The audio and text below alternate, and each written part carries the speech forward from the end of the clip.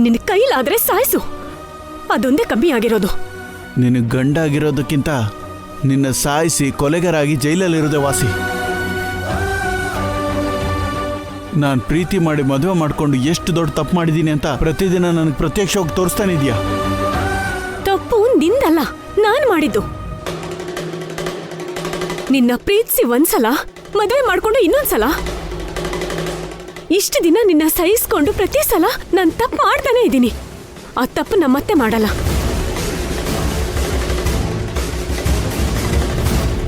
ಈಗಲೇ ಈ ಕ್ಷಣನೇ ಈ ಮನೆ ಬಿಟ್ಟು ಹೊರಟೋಗ್ತೀನಿ.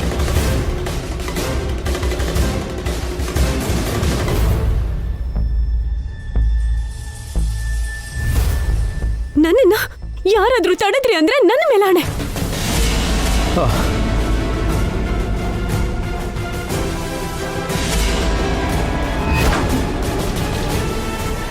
ಈ ಕ್ಷಣದಿಂದ ನಿಮ್ಮ ಜೊತೆ ಈ ಮನೆ ಜೊತೆ ಯಾವ ಸಂಬಂಧನೂ ಇಲ್ಲ. ಇನ್ನು ನೀವ್ ಯಾರೋ ನಾನ್ ಯಾರೋ. ಈ ಮನೆಯಿಂದ ನಾನು ಹೋದ್ಮೇಲೆ ನಿಮ್ಗಳಿಗೆ ಏನೇ ಆದ್ರೂ ನನಗೆ ಸಂಬಂಧ ಇಲ್ಲ.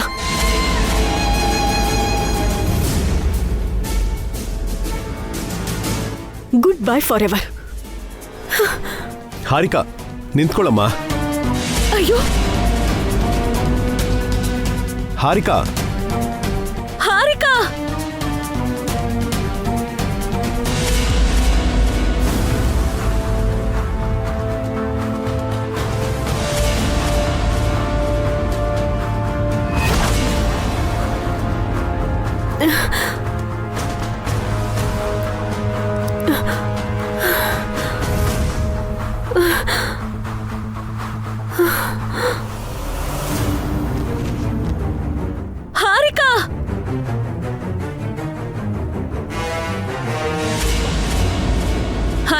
ಹಾರಿಕಾ, ಹಾರಿಕಾ, ಹಾರಿಕಾ, ಹಾರಿಕಾ.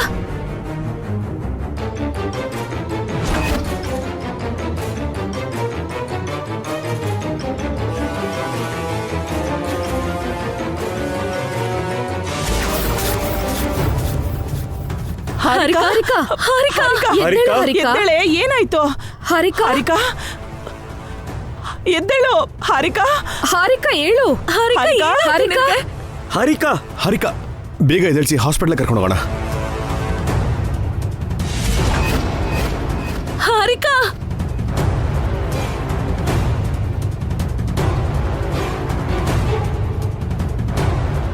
ಹಾರಿಕಾ, ಹಾರಿಕಾ, ಏನಾಯ್ತೆ?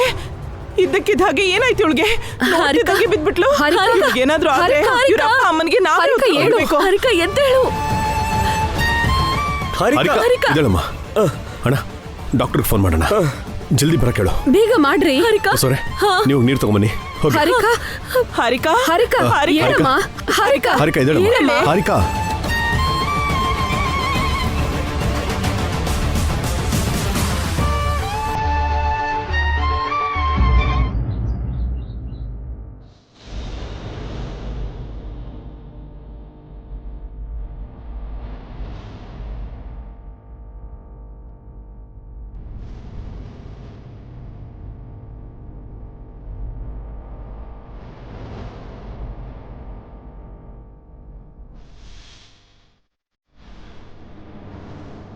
ಇದ್ದಕ್ಕಿದ್ದಂಗೆ ಬಿದ್ದೋದ್ಲು ಡಾಕ್ಟರ್.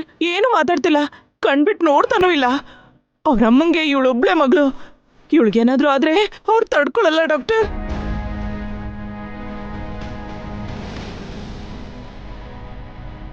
ಗಾಬರಿ ಆಗೋ ಅವಶ್ಯಕತೆ ಏನೂ ಇಲ್ಲ. ಇವಳು ಕನ್ಸೀವ್ ಆಗಿದ್ದಾಳೆ.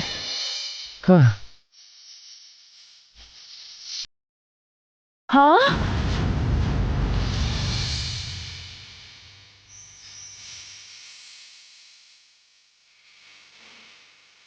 ಏನ್ ಹೇಳ್ತಾ ಇದ್ದೀರಾ ಡಾಕ್ಟರ್? ಇವಳೀಗ ಬಸ್ಸೇ ಆಗಿದ್ದಾಳೆ, ಗರ್ಭವತಿ. ಜಾಸ್ತಿ ಸ್ಟ್ರೆಸ್ ಆಗಿದ್ರಿಂದ ಪ್ರಜ್ಞೆ ತಪ್ಪಿದ್ದಾಳೆ, ವೀಕ್ ಆಗಿದ್ದಾಳೆ. ಇಂಜೆಕ್ಷನ್ ಕೊಡ್ತೀನಿ, 2 ನಿಮಿಷದಲ್ಲಿ ಕಂಡುಬಿಡ್ತಾಳೆ.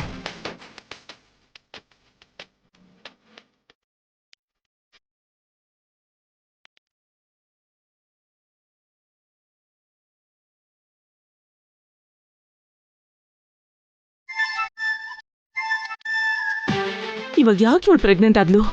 ಇನ್ನಿಳು ವಿಚ್ಛೇದನ ಸಿಗ್ದಂಗೆ ಸುಬ್ರಹ್ಮಣ್ಯ ಸ್ವಾಮಿ ಎಂಥ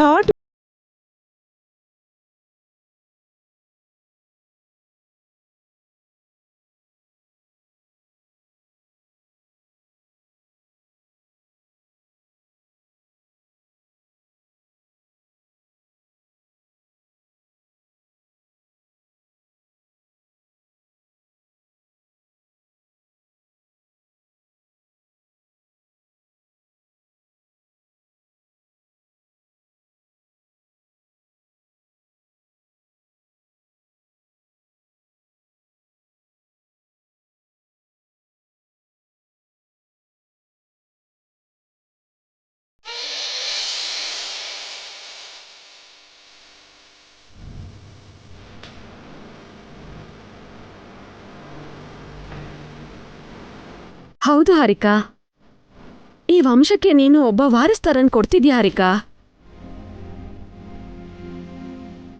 ಕಂಗ್ರಾಟ್ಸ್ ಹಾರಿಕಾ. ಕಂಗ್ರ್ಯಾಚುಲೇಷನ್ ಹಾರಿಕಾ.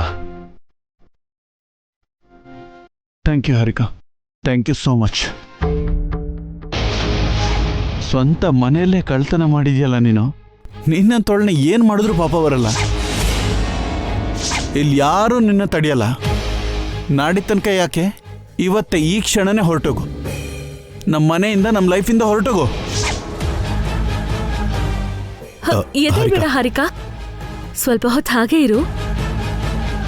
ನೀನ್ ಸ್ವಲ್ಪ ಸುಸ್ತಾಗಿದ್ಯಾ ಅಂತ ಡಾಕ್ಟರ್ ಹೇಳಿದ್ರು. ಹೌದು ಹಾರಿಕಾ, ನೀನು ಚೆನ್ನಾಗಿ ರೆಸ್ಟ್ ತಗೋಬೇಕು, ಸಪ್ಲಿಮೆಂಟ್ಸ್ ತಗೋಬೇಕು. ಸ್ವಲ್ಪನೂ ಸ್ಟ್ರೆಸ್ ಮಾಡ್ಕೋಬಾರ್ದು, ಇಲ್ಲಾಂದ್ರೆ ಮಗುಗೆ ತೊಂದರೆ ಆಗುತ್ತೆ. ನಾವು ಹಾರಿಕನ್ನ ಹುಷಾರಾಗಿ ನೋಡ್ಕೋತೀವಿ ಡಾಕ್ಟರ್. ಕಣ್ಣಿನ ರೆಪ್ಪೆ ಥರ ನೋಡ್ಕೋತೀವಿ. ಅವಳು ಮೊದಲನೇ ಸಲ ಪ್ರೆಗ್ನೆಂಟ್ ಆಗಿದ್ದಾಳೆ ಡಾಕ್ಟರ್. ತುಂಬಾ ದಿನ ಆದ್ಮೇಲೆ ನಮ್ಮ ಮನೇಲಿ ಒಂದು ಒಳ್ಳೆ ಸುದ್ದಿ ಕೇಳ್ತಿದ್ದೀವಿ.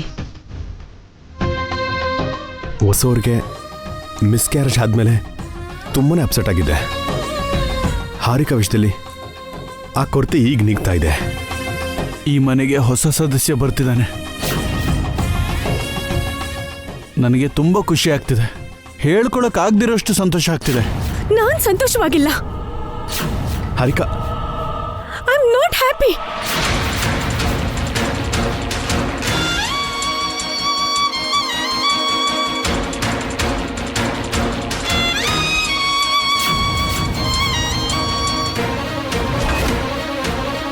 ಇದ್ಯಾಕೆ ಹಾರಿಕಾ? ತಾಯಿ ಆಗ್ಬೇಕು ಅನ್ನೋದು ಒಂದು ವರ. ಅದು ಎಲ್ರಿಗೂ ಸಿಗಲ್ಲ. ನನಗೆ ಯಾವ ವರನೂ ಬೇಡ, ವಿಚ್ಛೇದನ ಬೇಕು.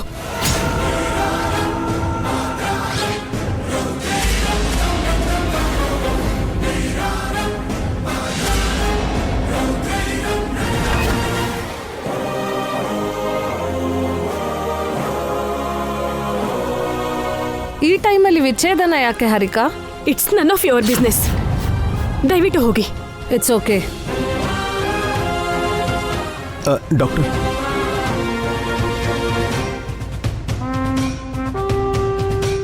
ಏನ್ ಮಾತಾಡ್ತಿದ್ಯಾ ಹಾರಿಕಾ ನೀನು? ತಾಯಿಯಾಗೋ ಸಮಯದಲ್ಲಿ ವಿಚ್ಛೇದನ ಯಾಕೆ ಕೇಳ್ತಿದ್ಯಾ? ಇದು ನನ್ನ ವಿಷಯ ಅಕ್ಕ, ನಿನಗ್ ಸಂಬಂಧಪಟ್ಟಿದ್ದಲ್ಲ.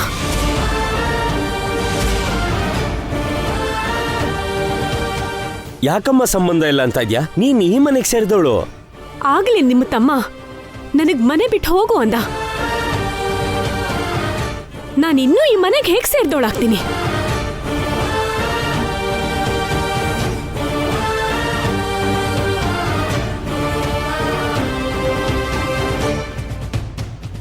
ಆ ವಿಷಯದಲ್ಲಿ 100 ಮಾತು ಹೇಳ್ತಾರೆ ಹಾರಿಕಾ. ಅದನ್ನೆಲ್ಲ ಸೀರಿಯಸ್ ಆಗಿ ತೊಗೊಳಕ್ಕಾಗತ್ತಾ? ಬಿಟ್ಬಿಡು ಹಾರಿಕಾ. ನಿಮ್ ತಮ್ಮಂದು ಆವೇಶ ಇರ್ಬೋದು, ಆದ್ರೆ ನಾನು ಯೋಚನೆ ಮಾಡಿ ನಿರ್ಧಾರ ತಗೊಂಡಿದ್ದೀನಿ ಭಾವ. ಈ ಸಮಯದಲ್ಲಿ ಇಂಥ ನಿರ್ಧಾರ ಕರೆಕ್ಟ್ ಅಲ್ಲ ಹಾರಿಕಾ. ಯಾವುದು ಸರಿ ಅಂತ ನನಗೆ ಗೊತ್ತು. ನನ್ನನ್ನ ನೀವು ಸರಿ ಮಾಡೋ ಅಗತ್ಯ ಇಲ್ಲ. ಒಂದ್ಸಲ ಅಖಿಲ್ ಬಗ್ಗೆ ಯೋಚನೆ ಮಾಡು ಹಾರಿಕಾ.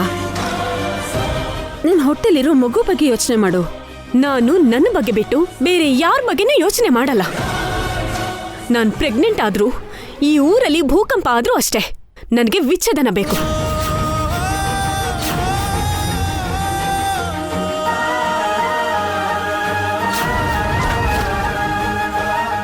ಈಗ್ಲೇ ನಮ್ಮ ಅಮ್ಮನ ಮನೆಗೆ ಹೋಗ್ತೀನಿ.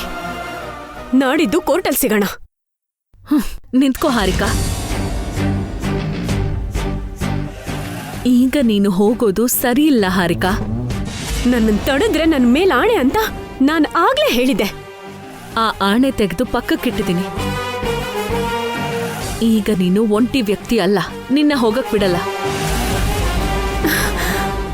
ನನ್ನನ್ನು ತಡೆಯೋ ಹಕ್ಕು ನಿನಗಿಲ್ಲ. ನಾಡಿದ ತನಕ ನೀನು ಮನೇಲಿರ್ಬೇಕಾದ ಅವಶ್ಯಕತೆ ಇದೆ ಹಾರಿಕಾ. ಪ್ಲೀಸ್, ನೀನೆಲ್ಲೂ ಹೋಗ್ಬಾರ್ದು. ನೀನು ಇಲ್ಲೇ ಇರಬೇಕು ಹಾರಿಕಾ. ನಾನು ನಮ್ಮನೆಗೆ ಹೋಗ್ತೀನಿ. ಇವಾಗ ಬೇಡ ಅಂತ ಹೇಳ್ತಿದೀವಲ್ಲಮ್ಮ. ಹೇಳಿದ ಮಾತು ಕೇಳು ಹಾರಿಕಾ. ಈಗ ನೀನ್ ಹೋಗೋದು ಒಳ್ಳೇದಲ್ಲ ಹಾರಿಕಾ. ನಿಮ್ಮಮ್ಮನ ಹತ್ರ ಹೋಗುವೆ ಅಂತೆ, ಆದ್ರೆ ಇವಾಗಲ್ಲ. ಎಲ್ಲಿಗೂ ಹೋಗ್ದೆ ಇಲ್ಲೇ ಇದ್ದು ರೆಸ್ಟ್ ತಗೋ.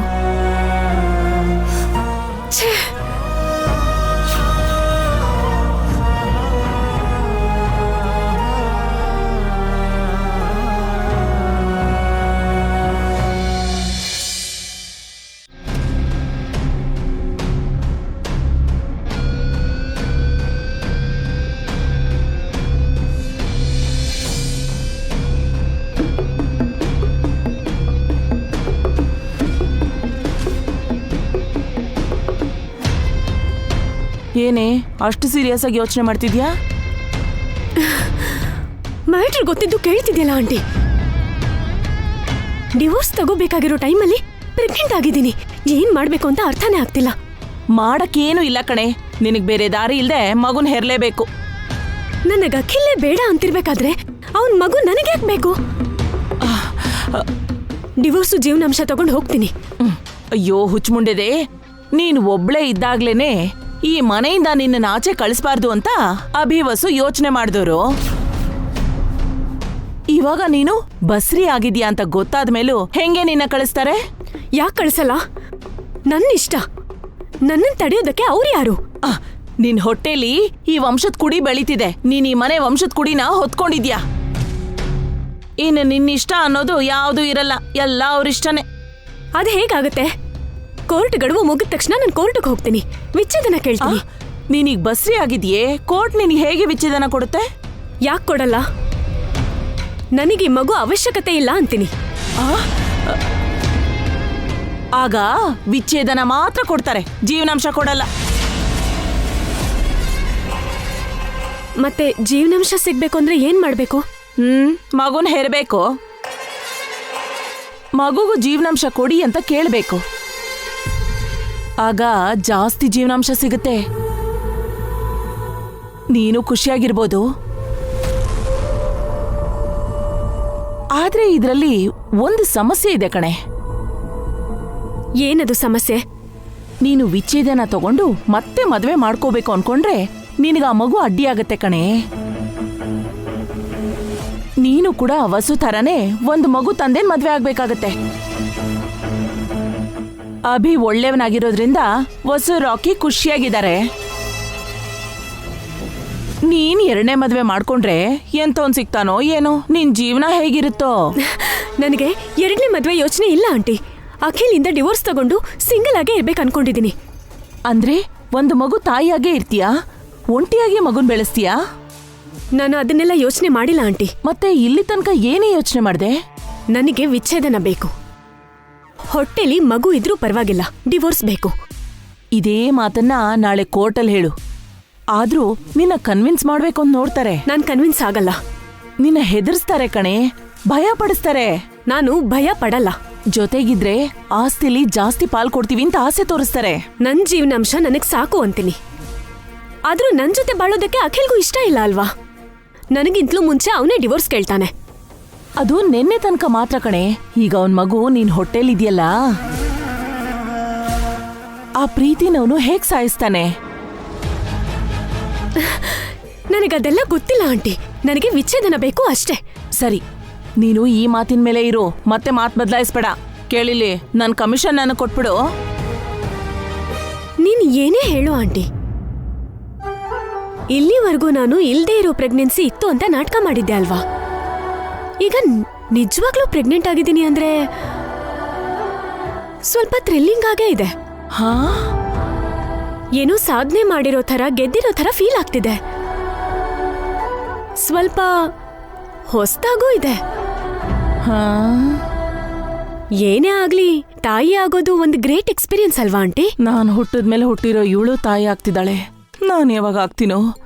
ತಾಯಿ ಆಗೋದು ಹಾಗಿರ್ಲಿ, ಅಷ್ಟಕ್ಕೂ ನನಗೆ ಮದುವೆ ಆಗೋ ಯೋಗನಾದ್ರೂ ಇದೆಯಾ? ಹೋಗಿ ನಾನು ರಾಜನ್ ಕೇಳ್ತೀನಿ.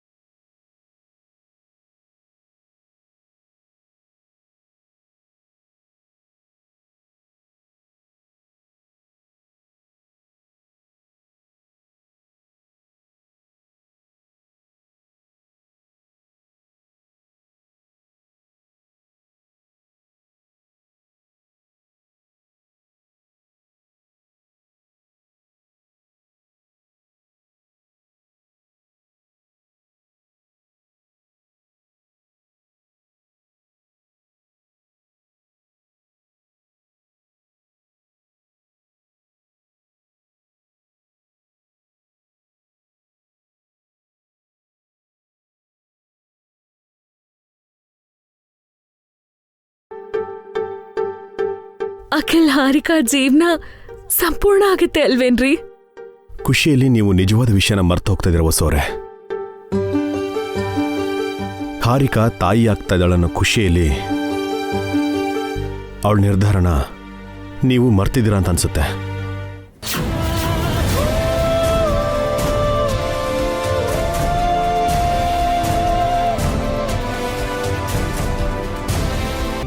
ಈ ಕ್ಷಣಕ್ಕೂ ಹಾರಿಕಾ ವಿಚ್ಛೇದನ ಬೇಕು.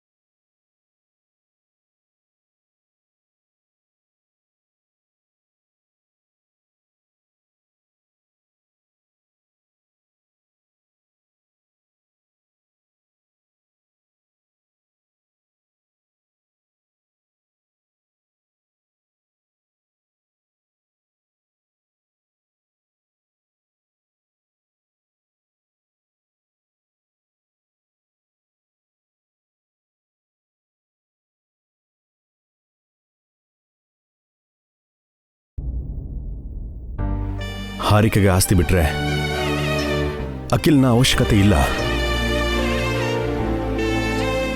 ಅವಳು ಜೀವನಾಂಶ ಕೇಳ್ತಿದ್ದಾಳೆ ಹೊರತು ಗಂಡ ಬೇಕು ಅಂತ ಕೇಳ್ತಾ ಇಲ್ಲ. ಹಾರಿಕಾ ಪೂರ್ತಿ ದುಡ್ಡಿನ ಹಿಂದೆನೇ ಬಿದ್ದಿದ್ದಾಳೆ.